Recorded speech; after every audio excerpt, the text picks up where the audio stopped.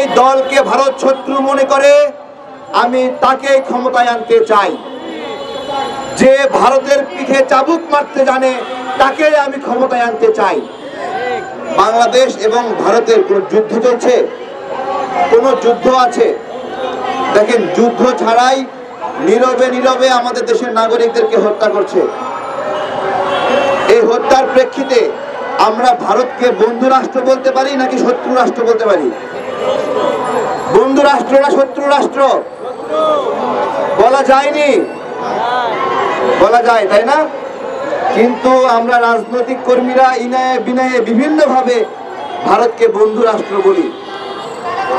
ভারতের সঙ্গে বন্ধুত্ব করতে চাই, ভারত বন্ধু রাষ্ট্র, এভাবে অনেক ভাবে বলি। আমি বলি আপনাদের উপর আল্লাহর লানত বর্ষিত হোক। আপনারা নিজের দেশের নাগরিককে হত্যা করে আপনারা চোখে দেখেন না, লানত বর্ষিত হোক আপনাদের। আজকে ক্ষমতার ক্ষেত্রে যদি জিজ্ঞাসা করেন যে কোন দলকে আমরা ক্ষমতায় আনবো, আমি বলি যেই দলকে ভারত ক্ষমতায় আসতে দিতে চায় না আমরা সেই দলকে ক্ষমতায় আনতে চাই। যেই দলকে ভারত শত্রু মনে করে আমি তাকে ক্ষমতায় আনতে চাই। যে ভারতের পিঠে চাবুক মারতে জানে তাকে আমি ক্ষমতায় আনতে চাই। আর কোনো মতজানু পলিসি আমরা চাই না। আমরা স্বাধীনভাবে বাঁচতে চাই। আমরা চাই আমাদের প্রবাসী ভাইদের কষ্ট করে আনা রেমিটেন্স ভারতের কাছে চলে না যাক। আমরা চাই আমাদের গার্মেন্টসের ভাইরা কষ্ট করে যে রেমিটেন্স আয় করে সেই কষ্টের রেমিটেন্স ভারতে চলে না যাক।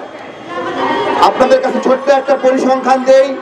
ভারত বাংলাদেশে বিভিন্ন পণ্য রপ্তানি করে এবং এখানে তাদের লোকেরা কাজ করে $12 বিলিয়ন এখান থেকে আয় করত।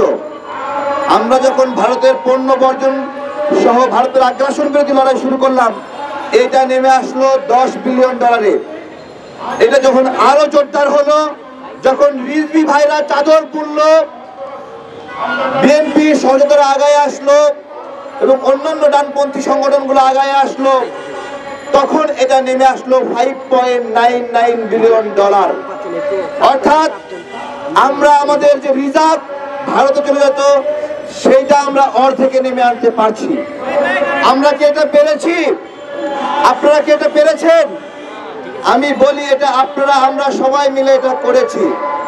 আজকে ফেলানি দিবসে আমাদের প্রতিশ্রুতি যে আমরা এটা আরো জোরদার করব এবং শক্তিশালী করব। সেই সঙ্গে একটা দাবি জানাই, ভারতের দূতাবাসের পাশে আমরা একটা রাস্তার নাম লিখেছিলাম ফেলানি রোড। আমার কথা, প্রশাসন কেন সেই সাইনবোর্ড খুলে ফেলেছে?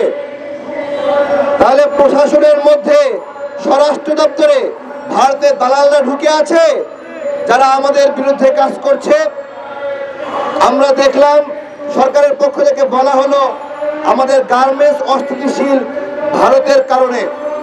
আমার কথা, আপনারা যদি বিরোধী রাজনৈতিক দল হতেন বক্তব্য দিয়েই সারতেন।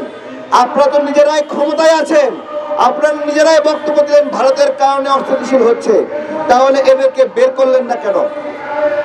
স্বরাষ্ট্র উপদেষ্টা বলল 10 লাখ অবৈধ ইন্ডিয়ান আছে, বক্তব্য দিব আমি।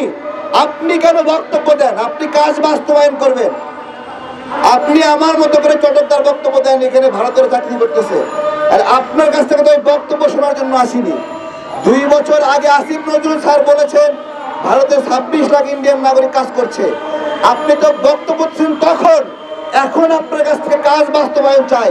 ওই 26 লাখ ইন্ডিয়ানকে বের করার জন্য আপনি কি উদ্যোগ নিয়েছেন? আমরা এই বিষয়গুলো বাস্তবায়ন চাই।